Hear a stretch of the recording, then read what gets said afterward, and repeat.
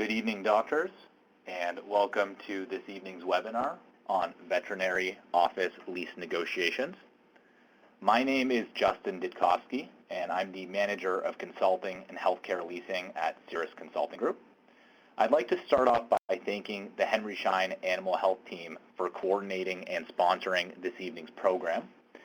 The purpose of tonight's course is to teach you all about commercial real estate with a particular emphasis on why the lease agreement is so critical to you as the owner or eventual owner of an animal hospital.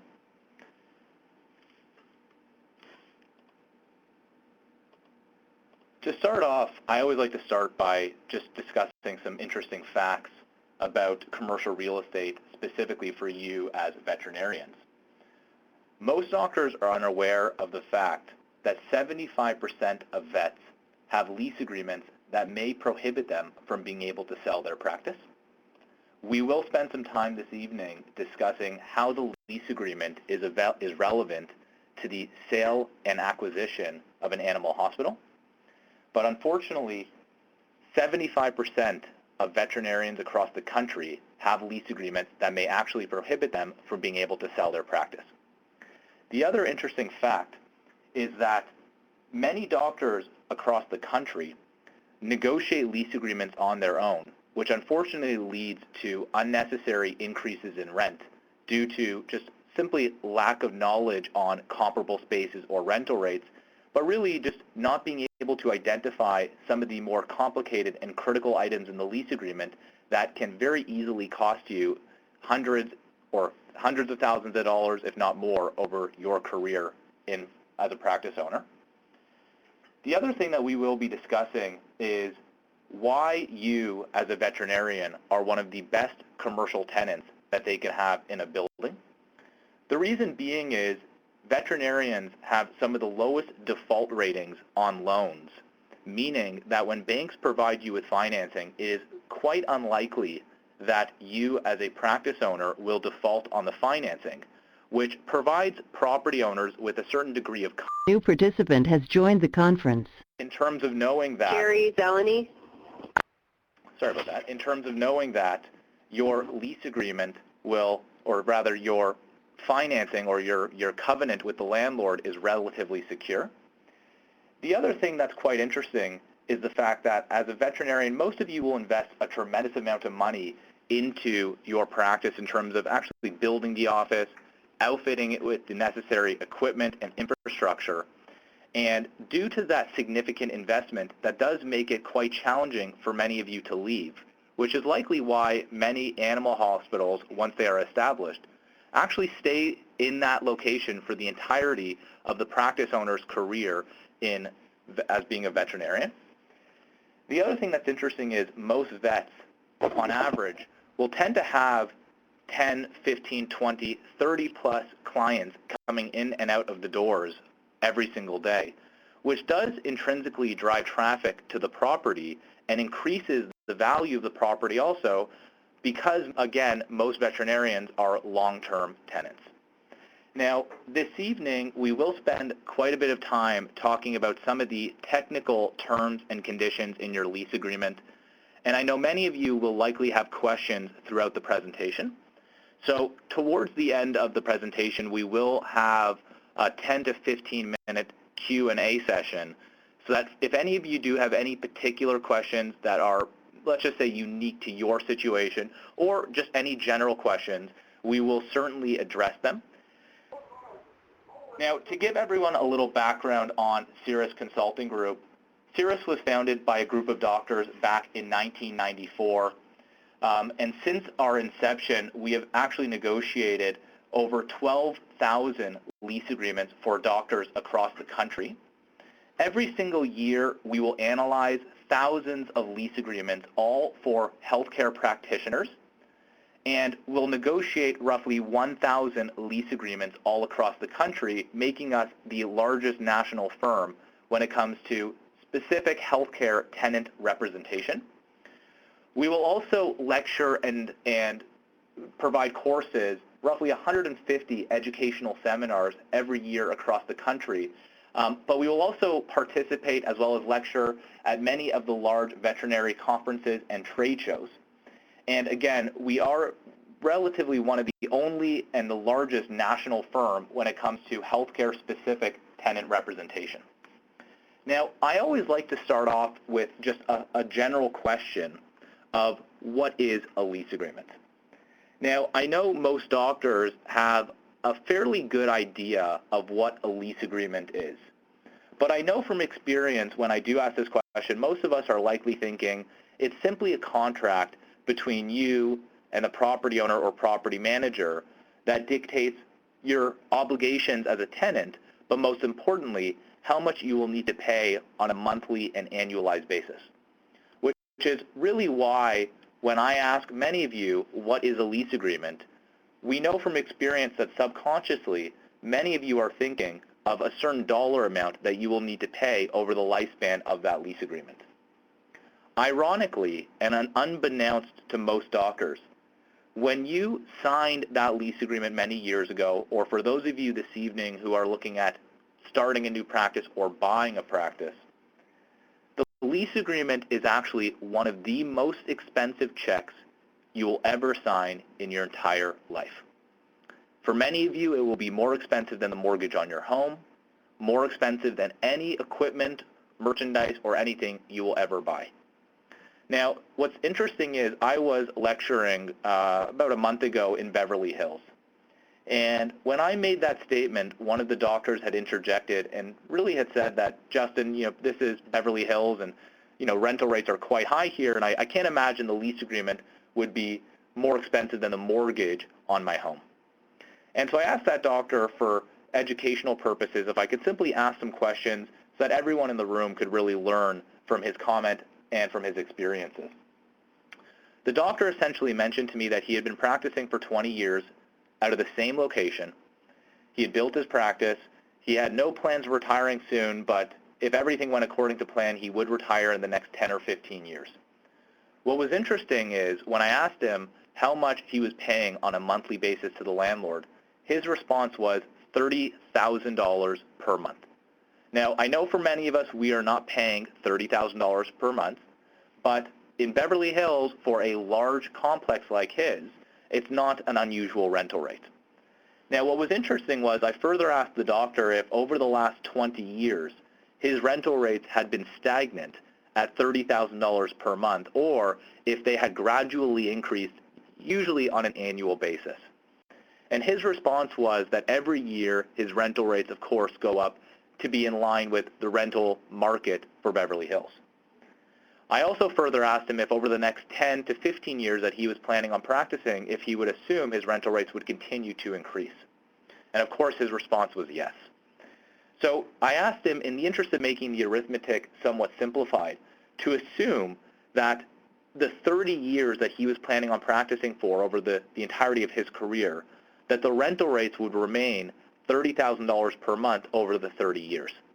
And then I further asked him how much he would have paid over the lifespan of his career. And if you do the math at $30,000 per month over 30 years, it equates to $360,000 per year, $3.6 million every 10 years, and $10.8 million over 30 years. Now, for many of us, I know we are not remotely paying anything in the range of $30,000 per month. But even if you reduce the number to, let's say, $5,000 per month, which I know many animal hospitals are paying, if you are paying $5,000 per month, how much did you pay over the span of 30 years? $5,000 a month equates to $60,000 per year, $600,000 every 10 years, and $1.8 million over 30 years. No matter what you are paying on a monthly basis, the lease agreement is one of the most expensive checks you will ever sign in your entire life. Now, my goal in the very short time I have with you this evening is to teach you, number one, the legal terms of your lease are critically important. Number two, how to negotiate and properly negotiate your lease to avoid potential issues as it relates to eventually selling your practice, growing your practice, keeping your overhead costs fair and reasonable. And lastly, and arguably one of the most critical things I will teach you this evening, it is not all about rent. Many doctors that we speak with are fixated on how much they pay per square foot, per month, per year, etc. My goal is to teach you it is not all about rent. Now, why is the lease agreement so important to you? Well, many of you, whether you built your practice or bought a practice or are thinking of buying or building a practice, there is a significant investment associated with building your practice, which does mean that it is quite difficult for you to pick up and move. It is also incredibly time-consuming and expensive for you to move. For any of you who have ever gone through the relocation of a practice, or any of you, and I know some of you this evening are potentially considering expanding or moving your office, it is very expensive and time-consuming. Sometimes it's absolutely necessary, and that's okay, but if not done properly, you do run the risk of patient attrition. And if your office is closed for an extended period of time, you will naturally lose clients. That being said, one of the most important reasons why the lease is important to you as a veterinarian is because the lease agreement is absolutely critical to the sale and acquisition of your practice, which again, we will spend some time this evening discussing. Now, what are the benefits of having a properly negotiated lease agreement? Well, first and foremost, it is critical that you have fair and affordable financial terms in the lease agreement. Now, what do I mean by fair and affordable financial terms? First and foremost is your rental rates. Many of you and many doctors we speak with call us and explain that they feel as if their rental rates are well above what they should be. And unfortunately for many of you this evening, that is likely the case. Now, why does that occur? Well, first of all, many doctors, when they build their practice, they receive something from the landlord called a tenant improvement allowance. A tenant improvement allowance is in so many ways an allowance from the landlord that enables you to build the practice. Essentially, it's an allowance from the landlord to be applied towards the construction cost of building your practice. Many doctors unexpectedly assume that the tenant improvement allowance is actually free money. It's money that the landlord is offering you generously to help you with the cost of building your practice. Unfortunately, that is not the case. In the real estate world, and this is something that is critical, there is no such thing as free money. When landlords offer you this tenant improvement allowance or construction allowance, it gets built into your rental rates. And 5 or 10 years down the road, when your lease comes up for renewal, your rental rates will likely be well above the going rental rates in the area because the landlord had built this construction or tenant improvement allowance into your rates. Secondarily, many of you on a monthly and annualized basis will be paying something called common area maintenance. It is quite common when you are a commercial tenant that every month on top of the base rents that you are paying, you will also be paying something called common area maintenance. Sometimes it's called triple net charges or operating expenses or additional rents, etc. And essentially what you're doing here is you're paying for a percentage of the cost to maintain the building. You are also paying for a percentage of property taxes, and you are also paying for a percentage of the insurance on the building. Unfortunately for most commercial tenants, and specifically for most animal hospitals, you will not be provided with what is referred to as a detailed and itemized operating expense statement. That is something that everyone should write down immediately. What should be negotiated into your lease is at the end of every year, the landlord provides you with a detailed and itemized statement that gives you a breakdown of all of the operating costs. Now, some of you today may likely be getting what is called a summary statement. A summary statement is usually 2 or 3 or 5 or 10 pages long, and it gives you a summary of the costs associated with maintaining the building, what you had paid in the prior year, and if there's a deficit or surplus, what you owe or what you are owed. Unfortunately, many of you are not being provided with a detailed statement. The difference between a summary statement and a detailed statement is a detailed statement is usually 30 plus pages long, and it gives you a breakdown on a daily basis of every single cost incurred in the maintenance and operation of the building. Furthermore, you should also have the right to audit that statement to ensure the numbers are accurate. What's interesting is, of the 1,000 or so doctors we work with every year across the country, many doctors will retain us to renegotiate their lease during a renewal. And when we add into their lease agreement that they have the ability to request these detailed and itemized statements on operating costs, as well as the ability to audit them, many of our clients notice a discrepancy between what they have been paying historically and what they should be paying, and oftentimes that discrepancy is upwards of 10 to 20% more. So for many of our clients, a very easy way to ensure you have fair and affordable financial terms, and for many of you, this will easily save you a few $1,000s per year, is to negotiate into your lease agreement that you have the ability to request these detailed and itemized operating expense statements, as well as the ability to audit those statements. The other thing that your lease should do for you is your lease should provide you with long-term stability and security. Many of the doctors that we speak with are under the impression that the shorter the lease, the better it is for you because it provides you with the flexibility to renegotiate every few years. For those of you this evening who have gone through a renewal of your lease agreement, you will likely concur that during a renewal, quite often your rental rates will increase regardless of what is going on in the marketplace. That is because when you have a commercial property, the way that the property is appraised is based on the rental income or cash flow generated by the property minus the costs, and they'll typically look at a few other variables to determine the actual valuation of the property itself. So when you're a property manager, for the most part, you're usually quite apprehensive to reduce rental rates for tenants in the building because it does negatively impact the valuation of the property. That being said, when you are negotiating a lease with any landlord, big or small, whether you are negotiating with the institutional landlords or you are negotiating with the small privately owned properties, every landlord cares about two things. Number one, they want as much rent as possible from all of the tenants in the building. And number two, they want long-term commitments with stable tenants. You as a veterinarian are one of the best commercial tenants in the building. Most landlords will never tell you that, but that is a fact. Again, because you are a long-term, stable tenant. And for most of you, unless you need to, most of you will not relocate your office unless absolutely necessary. For that reason, one way for you to ensure you have long-term stability and security is to offer your landlord a more long-term commitment. Most lease agreements are structured to be a 5-year term, and sometimes with a 5-year renewal option beyond that. The ideal way for you to structure your lease is a 10-year term with 2 5-year renewal options, or in other words, 10 plus 5 plus 5. Now, the reason that's beneficial is, again, when you are negotiating with the landlord, offering them a long-term commitment provides you with leverage and enables you to negotiate more favorable financial and legal terms.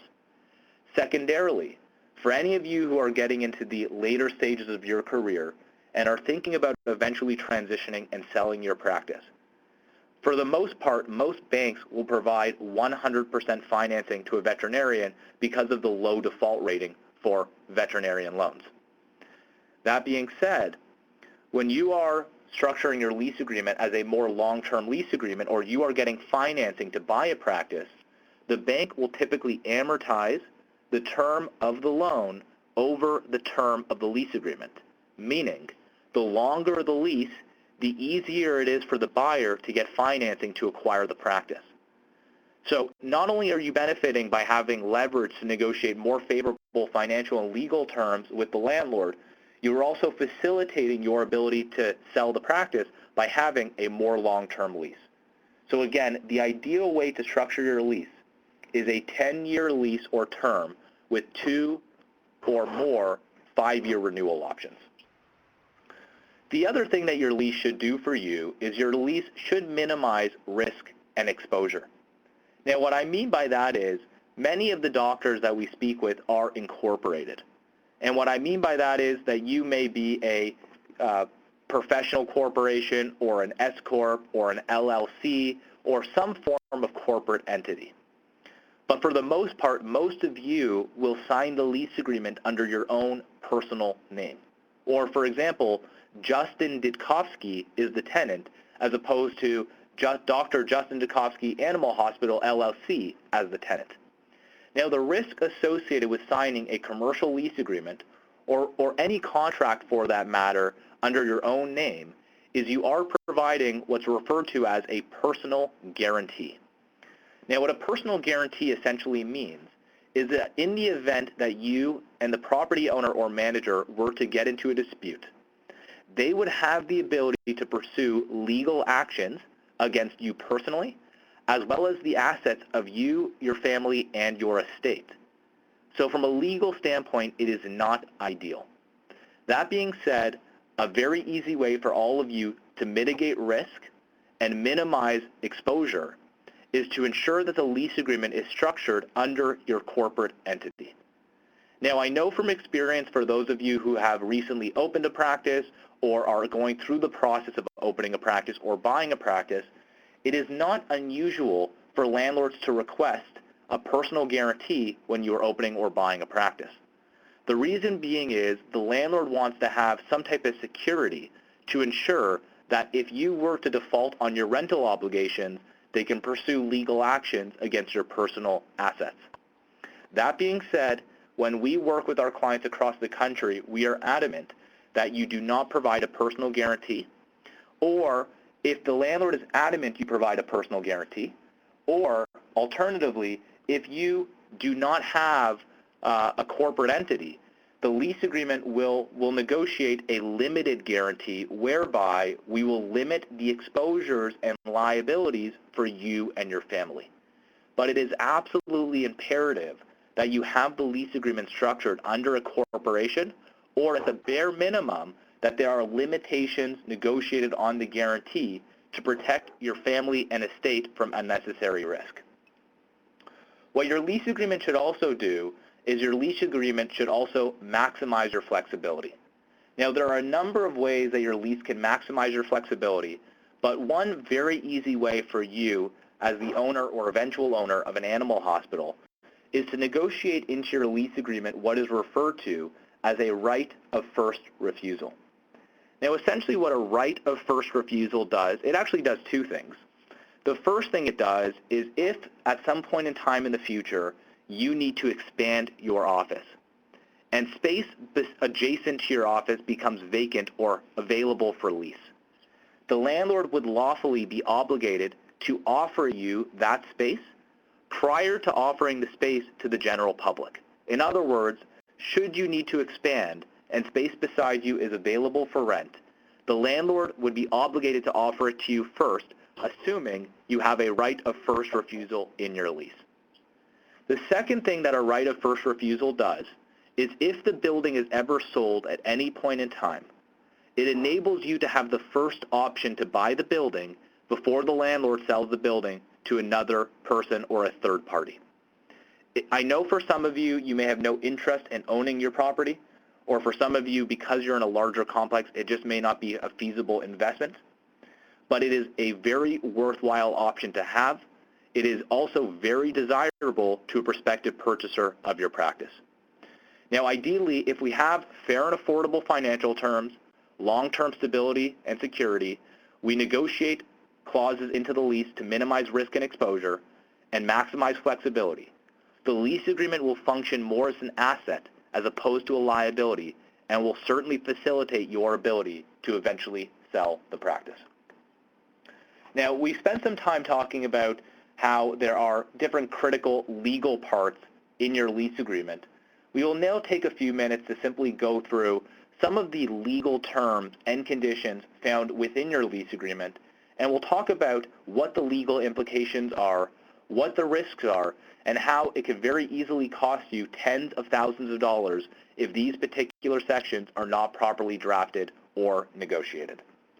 Now, to start off, we will start with the option to renew. The option to renew is the clause within your lease agreement that enables you to renew your lease when the initial term expires. The example you see before you has a number of legal terms that are quite onerous to you as a tenant. Unfortunately, of the few thousand lease agreements we review every year for doctors across the country, 90% of you have the exact same legal issues. Now, to start, I know some of you may be giving the option to renew a cursory review as I'm talking. Some of you may have noticed that it starts off by saying, provided that Dr. Joe Black shall remain as the tenant. Now, many people would read this over and not think twice about how this could have any impact or expose you to any potential issues as it relates to the eventual sale of your practice. Now, what this essentially means is the option to renew is personal to Dr. Joe Black, meaning in the event that Dr. Joe Black decided to sell his practice, the options to renew would not be transferable to the doctor acquiring his practice.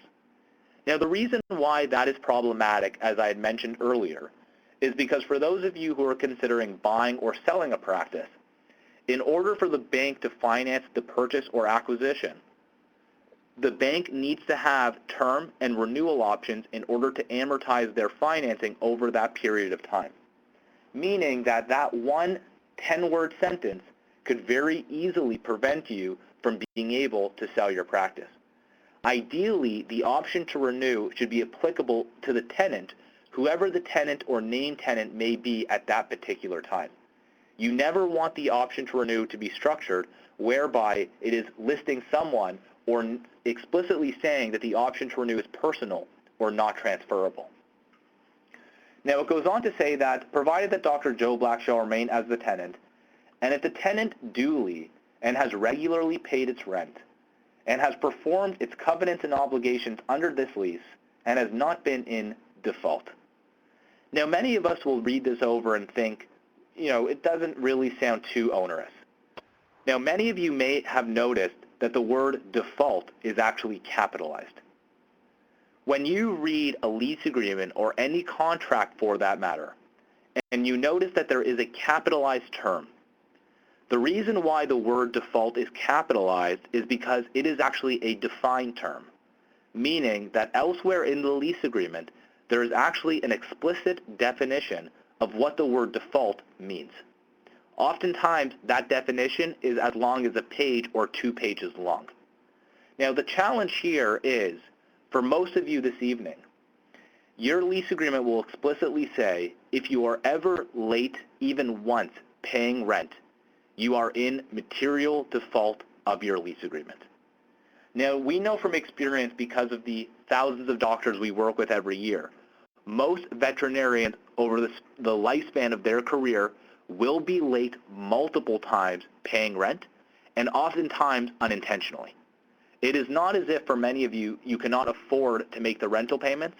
It's simply that there's a million and one things going on a daily basis, and sometimes you forget, or sometimes you are out of town or away for the holidays, and it naturally happens to everybody. For most of you in your lease agreement, it'll explicitly say, if you miss your rental payments even once or are late, you are considered in default of the lease agreement, meaning the landlord is not obligated to renew your lease. We had a doctor a few months ago who had built an absolutely beautiful animal hospital in Baltimore. She had built her office roughly 9 years ago and contacted us a number of months ago due to the fact that she was having a very critical issue for her business. Essentially what she had mentioned to us was she built her practice about 9 years prior. She spent an absolute fortune building an incredibly beautiful office. She structured her lease agreement to be a 10-year lease with a 5-year renewal option after the initial 10 years expires. And when she approached her landlord to renew the lease agreement, the landlord essentially said to her he was not willing to renew her lease. Now, she went to him and said, well, I have, in my lease this option to renew, and my understanding is lawfully I have the ability to renew. And the landlord's response was, and I quote, you have been habitually late paying me rent, and I will not be renewing your lease. When we eventually contacted the landlord mentioned the exact same thing to us, that, again, she had been habitually late paying rent. And when we had asked him to define what he meant by habitually late, his response was, over the last 9 or so years, she had been late twice paying rent.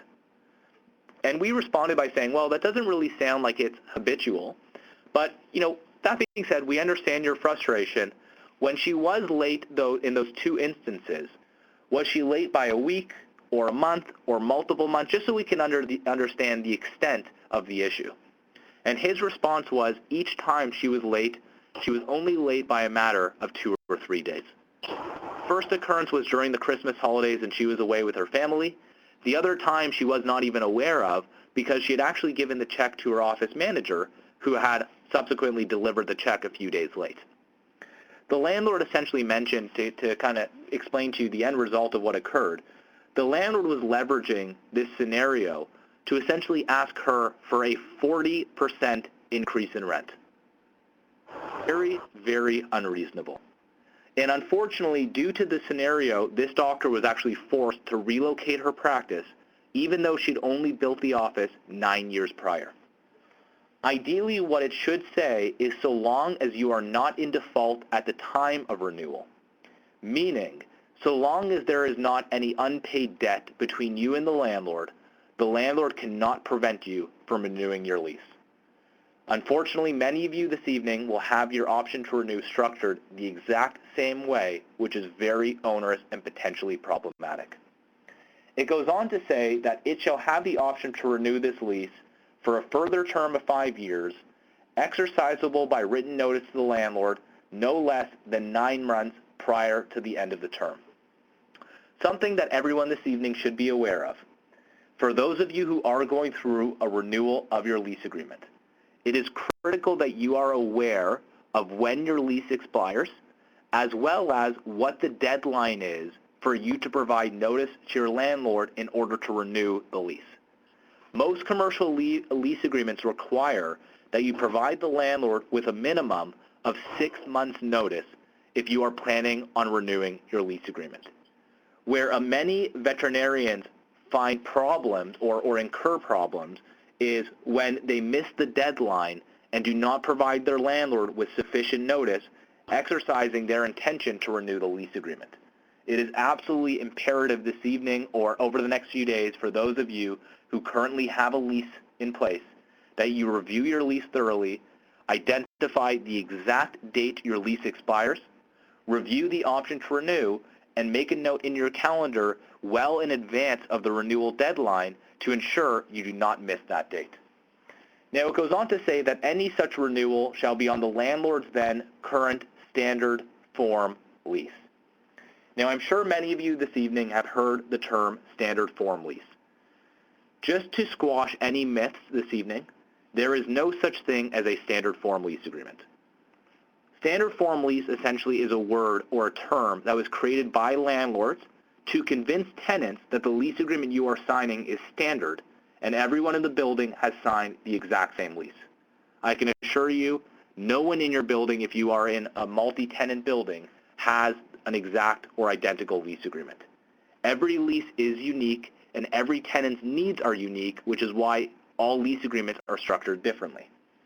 Unfortunately, what this is saying is when you go through a renewal, the landlord has the lawful ability to take your lease agreement, your current lease, rip it in half, and force you to sign their quote-unquote standard form lease. I can assure you that will not be beneficial for you, as most landlords' standard form lease agreements are designed by the landlord for the landlord with the intention of protecting the interests of the landlord and placing as much risk and liability on you as a tenant. Now, it goes on to say that you will sign the landlord's standard form lease at a minimum rent to be determined between landlord and tenant, but in no event shall the rent be less than the rent paid in the last year of the original term. What this essentially means is you can enjoy a long, illustrious career of always overpaying in rent. We had a doctor contact us a number of months ago, a veterinarian who was practicing in South Florida. And essentially what he mentioned to us was that he felt as if his rental rates were well above what they should be. Now, I should mention to you that on a daily basis, we will be contacted by 20 to 30 veterinarians across the country, all expressing the exact same thing, that their rent is too high. Unfortunately, for the most part, most of these doctors are really talking based out of emotion and not based on any research that they may have done to determine if their rental rates are in line with the going fair market rental rates for the area. For this particular doctor in South Florida, though, he had signed his lease agreement in 2006, right before the height of the crash of the real estate market in Florida, and was paying roughly $35 per square foot, where all of the comparable properties in the area were being rented out for the mid-teens, roughly $15 per square foot. So he did have a legitimate argument that his rent was well above what he should have been paying. The challenge for him was, at the time when he contacted us, he was 63 years old, had been in the same building for 20 some odd years, and unfortunately, when he signed the lease in 2006 with the new property owners, he had agreed to language similar to this, whereby during a renewal, the rent would not be rent lower than the rent of the rent in the original term. So when he approached his landlord about the renewal and said, well, I'm paying well above what I know everyone in the area is paying, the landlord actually responded by saying, well, other people in the building are actually paying more than you, and if your intention is to stay here, your rent will actually be increased by a further $1 per square foot. Now, unfortunately, many of you this evening will have the exact same verbiage in the option to renew. It is not ideal for you. The way that the option to renew should be structured as it relates to your rental rates is it should explicitly say that the rental rates during a renewal of your lease will be based on the fair market rent at the time of renewal. Now, what that would essentially mean is the landlord and you would determine what the going rent is in the area, and that would be your rental rate during a renewal.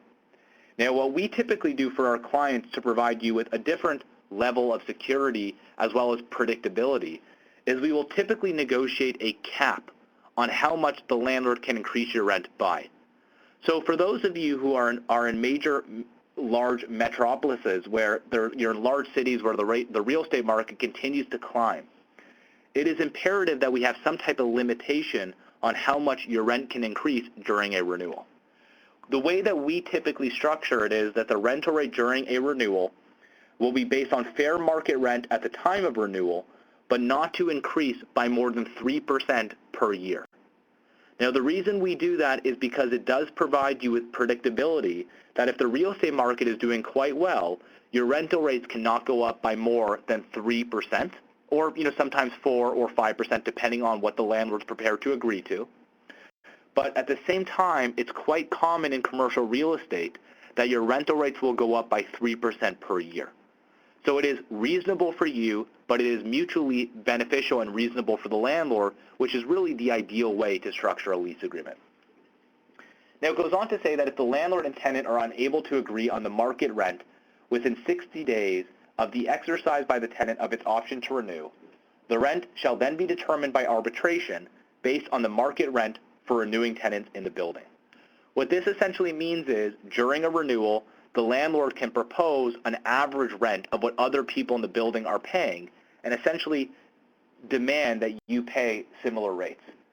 I can assure you, for many of you in larger strip malls and plazas, it will not be ideal, as many of the large anchor tenants will likely be paying quite a bit more per square foot than what you currently pay.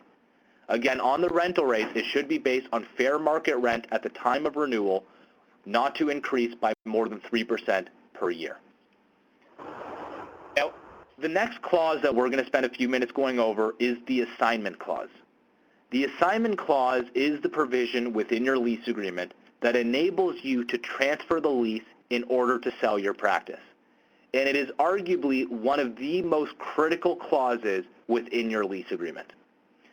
Unfortunately, for 75% of the dentists and doctors and veterinarians that we talk to every single year, the assignment clause is very restrictive and is very onerous for you as it relates to eventually selling your practice. Now, as some of you give this a cursory review, you will notice that in order for you to transfer your lease agreement, you will need to get consent or approval from the owner of the building. Now, it is quite common in a commercial lease agreement that if you are planning on transferring your lease, the landlord will have to approve the new doctor taking over. This is standard. Unfortunately, the way that this is designed, the landlord has the ability to arbitrarily grant or withhold consent to a transfer of your lease for any reason whatsoever. Now, some of you, it might say that the landlord cannot unreasonably withhold or delay consent. The problem is there will not be an explicit definition of what is considered reasonable or unreasonable. We had a client about a year ago, a veterinarian practicing in San Francisco, who went through arguably one of the biggest nightmares I'd ever seen in my life. And I will spend a few minutes just sharing what occurred with you. Veterinarian who'd been in practice for 30 some odd years, in her early mid-60s, and planning on eventually retiring, but not just yet. And unfortunately, she was diagnosed with cancer. And naturally, like anyone, if you were to get that type of diagnosis, the first thing you would like to do is to get your affairs in order and spend as much time as possible with your family. Naturally, she did that, and she was able to find another doctor who was prepared to acquire her practice. When she approached her landlord to request approval to transfer the lease, and by the way, not a large institutional landlord, a small privately owned building, and she'd known the same landlord and known the landlord for the last 30 years. When she approached the landlord to request approval to transfer the lease agreement, the landlord essentially said to her that first thing that he needed was a proposal from her in writing, identifying that her intention was to transfer the lease to the new doctor taking over. The following morning, when she met with the landlord essentially presented her with three options. Option number one was they were presenting her with a 30-day termination notice, essentially asking her to leave the building in 30 days, simply because she had requested permission to transfer her lease agreement. The second option that she was presented with was the landlord essentially offered her the ability to transfer her lease effective immediately, predicated on her agreeing to a 35% increase in rent. The challenge with that was, and obviously, not reasonable whatsoever, the challenge there was the prospective buyer and her had already formalized a conditional agreement of purchase and sale. And in that agreement, it explicitly said that if the rental rates were increased, that he would rescind his offer and not proceed with the acquisition. She expressed this to the landlord and explained that her rental rates were already well above what she should have been paying, but she had never complained, never caused a problem for the landlord, and that this would entirely prevent her from being able to sell the practice. The landlord presented her with a third option. The third option was he was not going to be terminating the lease, and he was not going to be increasing the rent by 35%. The third option was the landlord was going to approve the transfer of the lease effective immediately, conditional on her writing the landlord a check for 50%, 50%, of the proceeds from the sale of her practice. Now, for many of you, if you were ever in a scenario like that, I assume the first thing you'd probably do would be to contact your attorney and figure out what you can do to get out of the scenario. I can assure you it is a very expensive endeavor, and it is very challenging to do anything when you're in that type of position. Now, this whole scenario occurred because it explicitly said in her assignment clause that if she simply asked the landlord for permission to transfer her lease, the landlord has the ability to terminate the lease or to revise the minimum rent to be paid by the going rent or by a minimum of 50% greater than her current rent. Unfortunately, 75% of you this evening will have the exact same language.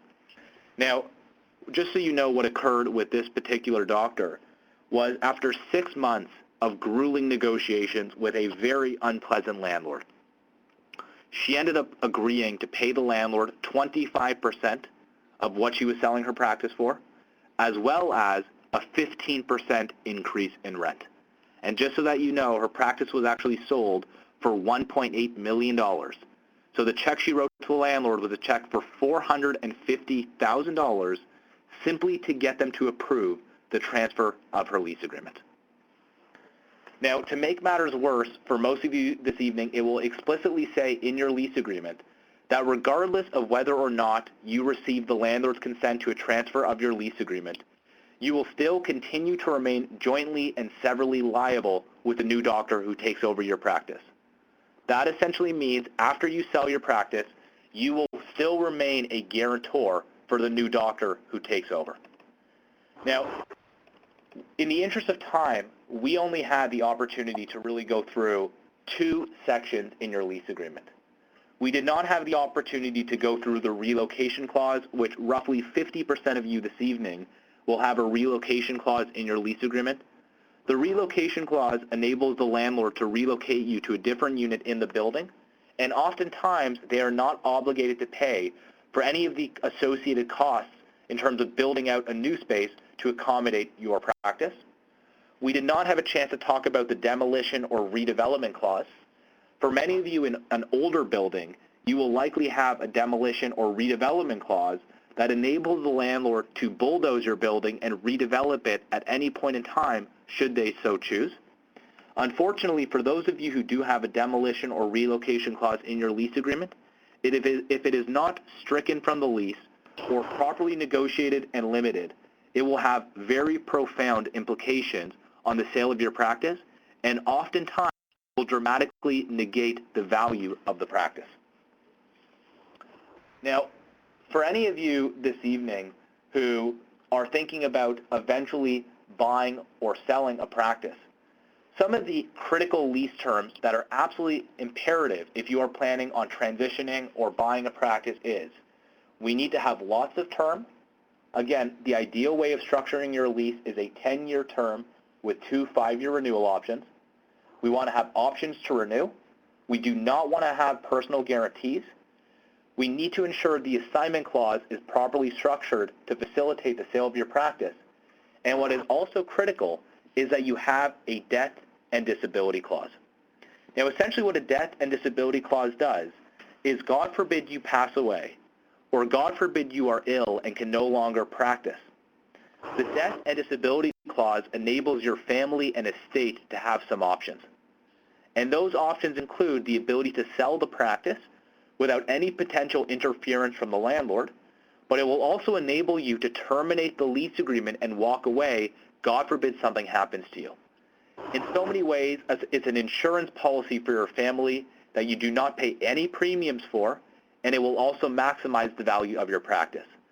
We are very proud of the death and disability clause. We actually pioneered it about 20 years ago, and we are adamant with all of our clients it is negotiated into your lease agreement because it not only protects your family, but it will maximize the value of your practice.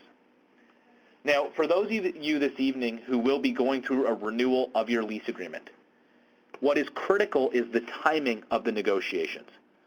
For any of you who have gone through a renewal, you may have started the process a few months prior to the expiry of your lease. One of the most important things I will teach you this evening is, for any of you this evening who are going through a renewal of your lease, you need to start the process ideally a year to 2 years prior to expiry. The ideal time to start the negotiations with your landlord is actually 12 to 24 months prior to expiry. The reason being is most landlords know that as the owner of an animal hospital, it will take you roughly 6 months, if not longer, to relocate your office to a new location. Unfortunately, what most veterinarians will do is they will start the negotiations during a renewal 6 months prior to expiry. And the landlord is already working under the assumption that you will not be relocating because you simply do not have sufficient time to do so. Again, one of the most critical things I will teach you this evening, for those of you who have a lease agreement that will be coming up for renewal shortly, start the negotiations 12 to 24 months prior to expiry. Again, it is one of the most critical things you can do, and the timing of the negotiations is absolutely critical. Now, when we work with our clients and we represent them in negotiations, this is the actual step-by-step process that we follow in every single negotiation. And just like when you go through a very complicated surgery, the preparation process is absolutely critical. When we negotiate lease agreements on behalf of our clients, we always start the process by gathering all of the relevant documents. We'll ask you for a copy of the original lease. We will ask you for a copy of any subsequent renewals, any addendums, riders, schedules. We want all of the supporting documents. That way we can do a very thorough review and identify all of the critical legal issues, identify all of the pertinent revisions and amendments, and properly advise you. Now, once we have gathered the documents, we then will review absolutely everything cover to cover and identify all of the critical items that require revisions and amendments. The third part of the process, and arguably one of the most important, is the market research. We have an in-house leasing team that will essentially look at all of the rental rates in the area. We will look at what other animal hospitals are paying within a relatively close vicinity and or proximity to your office. We will take a look at what other people in your building are paying and what new incoming tenants are paying. And we look at a number of different variables to determine whether or not your rental rates are in line with the rental rates or going rental rates for the area. Most doctors will negotiate their lease agreements without having this information, and it is absolutely critical that you have very scientific and detailed market research to determine if your rental rates are fair and reasonable.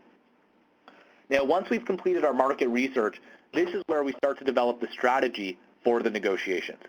And it's during this part of the process that we have a conference call with our client to talk about life, to talk about what you plan on doing for the next 5, 10, or 15 years. And the reason why this part of the process is critical is because a lease agreement is like a custom-tailored suit or gown. It needs to be tailored to your specific needs as a practice owner. And depending on what your short and long-term plans are, we will customize the lease agreement to be in line with your personal and professional goals. Now, when we start the negotiations with any landlord, big or small, we always start by negotiating what matters more to them than anything else in this world, which is money. Which is why when we start the negotiations with the landlord, we always start by negotiating the financial terms. Again, landlords care about rent and long-term commitments. So we always start by talking to them about what matters most to them and what they keep nearest and dearest to their heart, which is rent. This part of the process sometimes takes a matter of weeks, sometimes it takes a matter of months. It really depends on your particular situation. Now, once the financial parts of the lease have been negotiated, we then spend a considerable amount of time negotiating all of the proper legal terms to make sure that your lease is properly structured and negotiated and that you have all of the protections in place to protect you, your family, as well as the practice. Now, once all of those parts of the process are completed, we will get a final copy of the lease from the landlord. You will execute a copy or sign a copy. The landlord will sign a copy. And we will actually keep a digitized copy of your lease on record forever so that if there's any questions down the road, any potential issues, we will always be there to support you. Now, the key takeaway for this evening is, number one, the details within your lease agreement can easily cost you tens, if not hundreds of thousands of dollars if they are not properly negotiated. Again, it is not all about rent.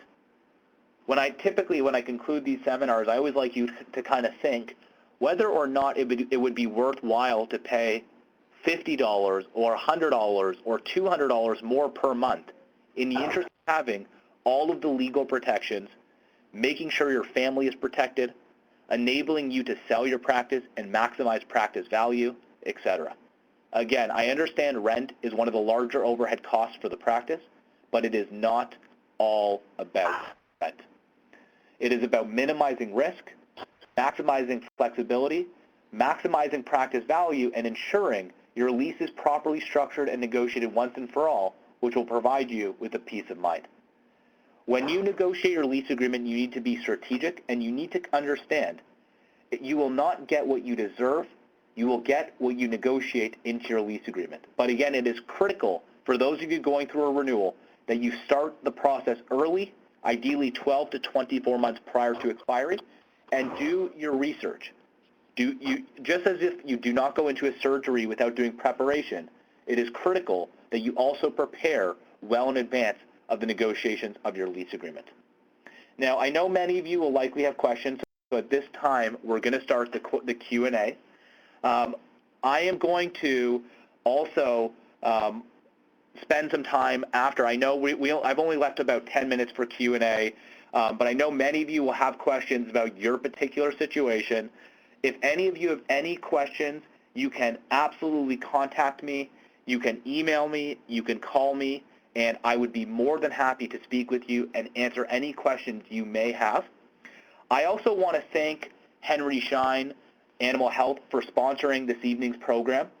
In collaboration with the Henry Schein sponsorship, for those of you this evening who are interested in having your lease reviewed, Henry Schein has agreed to sponsor complimentary lease reviews for the first 5 people who are interested. So for those of you who are interested, I would suggest that you either contact us by email or phone call as soon as possible to let us know that you are interested in having us review your lease agreement or set up an initial consultation with you, and we would be more than happy to answer any questions you may have. So anyhow, for any of you who may have questions, by all means, please feel free to put them in the chat box here. We also have a number of white pages that you can download that will give you more information and content that may be particular to your unique situation. And again, if there are any questions whatsoever, in partnership with Henry Schein Animal Health, we are here to support you, ask any questions that you may have, and do anything that we can to ensure that your lease is properly structured and negotiated. Now, I know some of you have mentioned that there's questions about how often should you be negotiating your lease agreement. I can tell you from experience that when you are negotiating your lease agreement, if you structure your lease to be a 10-year lease with 2 5-year renewal options or 3 5-year renewal options, you should only need to negotiate your lease once every 20 years. It depends on how your lease is structured, but if it is structured properly and negotiated properly, then by all means, it should protect you for the next 10 or 20 years. I know some other doctors have been asking, how do you negotiate these things into your lease agreement? What is the process? What do you say? What do you not say? Unfortunately, in the short amount of time we have this evening, I cannot teach you to be a professional negotiator. But what I can do is for any of you who are interested in getting more information or learning about how to negotiate, what to say, how to say it, when to say it, we would be more than happy to set up a call with you and provide any guidance or support that we can. Now, in terms of whether or not we can help you with the negotiations, we certainly can. During our consultations with you, we can walk you through our process and the fees, but in a nutshell, the way that our negotiation process works is we will essentially take care of absolutely every part of the process, beginning to end, to ensure that your lease is properly negotiated. I have another doctor who sent in a private message saying, really, what is the difference between us and any real estate law firm or things along those lines? The real difference between us and some other group is that we specialize in helping veterinarians and the owners of animal hospitals, and we've been doing it for the last 20 years. Unfortunately, many of the doctors we connect with have had their lease agreement previously negotiated by attorneys, but they weren't properly negotiated because, unfortunately, most real estate attorneys do not specialize in working with veterinarians. The other mistake that some doctors will make is many doctors will actually have a real estate broker or realtor negotiate the terms of their lease. And not to say anything disparaging about real estate agents or brokers, because many of them are quite good at what they do, but their area of expertise is not understanding the legal terms or implications of these legal clauses within your lease agreement. The other thing to be mindful of is the way that commercial real estate agents or brokers are compensated. There is actually a conflict of interest because when you have a broker working on your behalf, they are compensated in the form of receiving a commission from the landlord. The way that their commission is determined is based on how much you agree to pay per square foot. And in other words, the more you pay in rent, the more commission the broker will earn. So there really is a conflict of interest there because obviously your goal is to negotiate the most favorable lease agreement or rental rates, and of course, many brokers are very self-interested. Anyhow, again, if any of you have any further questions, if any of you would like to set up a call with us or have us take a look at your lease agreement, we would be very happy to do so. All of my contact details are there. You can call me directly. You can email me. We would be very happy to speak with you and provide any support and guidance that we can. Again, I'd like to thank the Henry Schein Animal Health team for coordinating this evening's webinar as well as sponsoring the event. Again, thank you all very much for participating and attending, and we do look forward to speaking with you all shortly. Have a great evening and take good care.